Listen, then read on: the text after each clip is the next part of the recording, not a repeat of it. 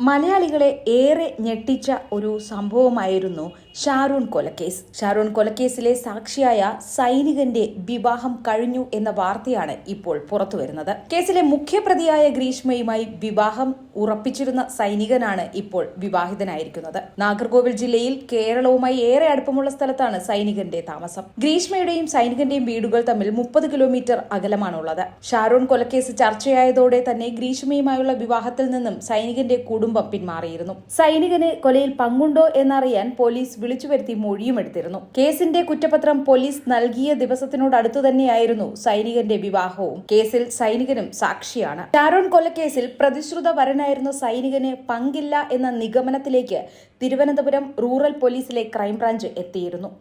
ജമ്മുവിൽ നിന്നും പറന്നെത്തി ജില്ലാ ക്രൈംബ്രാഞ്ചിന് നാഗർകോവിലിലെ സൈനികൻ മൊഴി നൽകിയിരുന്നു.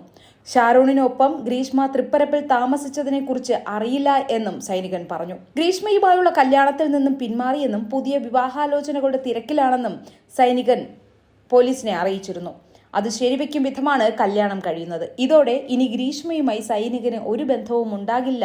ഷാരൂൺ കൊലപാതക കേസിൽ ഗ്രീഷ്മയുടെ പ്രതിശ്രുത വരനായ നാഗർകോവിലിലെ സൈനികന് ബന്ധമുണ്ടോ എന്ന് ഉറപ്പിക്കാനാണ് നോട്ടീസ് നൽകി ജമ്മു കാശ്മീരിൽ നിന്നും ഇയാളെ ജില്ലാ ക്രൈംബ്രാഞ്ച് വിളിച്ചു വരുത്തിയത്.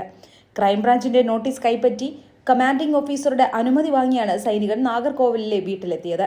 അതിനുശേഷം പിതാവിനൊപ്പം 2 ദിവസം മുൻപ് റൂറൽ SP ഓഫീസിലെ അന്വേഷണ സംഘത്തിന് മുന്നിൽ ഹാജരായി.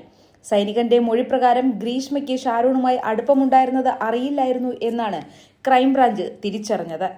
ബന്ധുവഴി വന്ന വിവാഹാലോചന വിശദമായി അന്വേഷിച്ച ശേഷമായിരുന്നു ഉറപ്പിച്ചത്. നല്ല കുടുംബം, പെൺകുട്ടിക്ക് നല്ല വിദ്യാഭ്യാസം, മോശമല്ലാത്ത സാമ്പത്തികം, ഇതൊക്കെയായിരുന്നു വിവാഹം ഉറപ്പിക്കാൻ ഘടകമായി തീർന്നത്.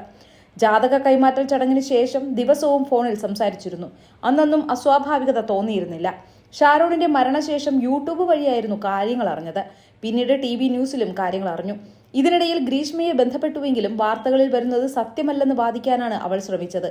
പിന്നീട് ഗ്രീഷ്മയുമായി ഒരു ബന്ധവും ഉണ്ടായിട്ടില്ല. അതോടെ ആ അധ്യായം അടഞ്ഞു. ഇതായിരുന്നു സൈനികന്റെ മൊഴി.